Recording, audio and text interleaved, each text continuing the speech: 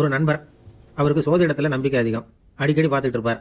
இப்போ எனக்கு நேரம் சரியா இல்லை, சனி மாறினா எல்லாம் சரியா போடும்பார். சனியை கண்டு பயப்படாதீங்க சார் அப்படின்னார் இன்னொருத்தர். அது எப்படிங்க பயப்படாமல் இருக்க முடியும்னார். சனியால ஏற்படுற இடைஞ்சலை விட சனி பற்றிய பயத்தினால ஏற்படுற இடைஞ்சல் தான் அதிகம்னார். அவர் ஒரு மாதிரியா இவரை பார்க்க ஆரம்பிச்சார். அது சம்பந்தமா ஏற்கனவே கேள்விப்பட்ட ஒரு கதையை அவர் சொல்ல ஆரம்பிச்சார். அது என்ன கதைன்னா, கைலாயத்தில் இருக்கிற பரமசிவனை பார்க்கறதுக்காக பக்த கோடிகள் நிறைய பேர் வர ஆரம்பிச்சாங்களாம். அவங்கெல்லாம் அங்கே வசதியாக தங்கறதுக்கு ஒரு மண்டபம் கூட இல்லை. காற்று மழை வெயிலில் கஷ்டப்பட்டாங்க. பார்க்கறதுக்கு ரொம்ப பாவமாக இருந்தது. உடனே பார்வதி இதை கவனிச்சாங்களாம். சரி, அவரை தேடி வர்றவங்களுக்கு நிழலாக பாதுகாப்பாக ஒரு மண்டபம் கட்டலாம் அப்படின்னு அதை கட்டி முடிச்சாங்க. அதுக்கப்புறம் அங்கே ஒரு சோதிடர் வந்திருக்கார். அவர் மண்டபத்தை பார்த்தார். அப்புறம் சொன்னார், அம்மா நீங்கள் வந்து மண்டபம் கட்டின நேரம் சரியில்லை, சீக்கிரமே சனி வந்து உட்கார போறார், உடனே இந்த மண்டபம் இடிஞ்சு விழ போகுது அப்படின்னாராம்.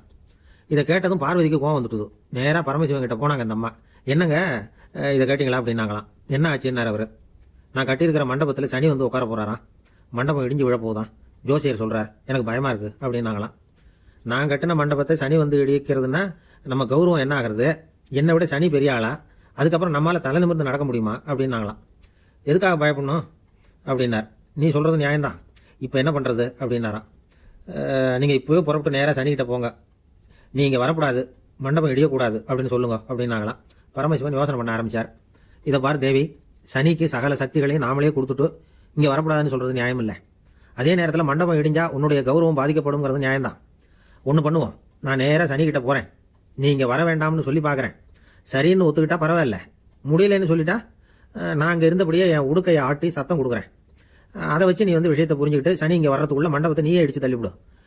யாராவது கேட்டால் ஏற்கனவே கட்டியிருக்கிற அமைப்பு பிடிக்கல, புதுப்பிச்சு கட்ட போகிறோம் அப்படின்னு சொல்லிவிடு. சனி வந்து இடிச்சா தானே கௌரவ குறைச்சல், அதுக்கு முன்னாடி நீயே அடிச்சுடும், உன்னுடைய கௌரவத்தை காப்பாற்றிக்கோ அப்படின்னாராம். சரி, அப்படியே செய்வோம் நாங்களாம். இவங்க பரமசிவன் புறப்பட்டு போனார். சனீஸ்வரனை பார்த்தார், விவரத்தை சொன்னார். சனீஸ்வரன் அதை கேட்ட உடனே, இவ்வளவு தூரம் நீங்களே வந்து கேட்டுக்கிட்ட பிறகும் நான் மீறி அங்கே வருவேனா, மண்டபத்தை இடிக்கிறதுல எனக்கும் விருப்பம் கிடையாது, அதனால இதுக்கு பிரதிபலனா நீங்கள் ஒரு காரியம் பண்ணணுமே அப்படின்னு கேட்டுக்கிட்டாராம் சனீஸ்வரன். என்ன செய்யணும் சொல்லுன்னார் ஈஸ்வரன். ஒரே ஒரு தடவை உங்கள் ஆனந்த தாண்டவத்தை நான் பார்க்கணும், அதுதான் என் ஆசை அப்படின்னாராம். அவ்வளவுதானே, இதை ஆடுறேன் பார்த்துக்கோ அப்படின்னு சொல்லி ஆட ஆரம்பிச்சார். அப்படி ஆடும்போது அவர் கையில் இருந்த உடுக்கை இயல்பாகவே அசைய ஆரம்பிச்சது. அந்த சத்தம் பார்வதி காதில் விழுந்தது. அவ்வளவுதான்.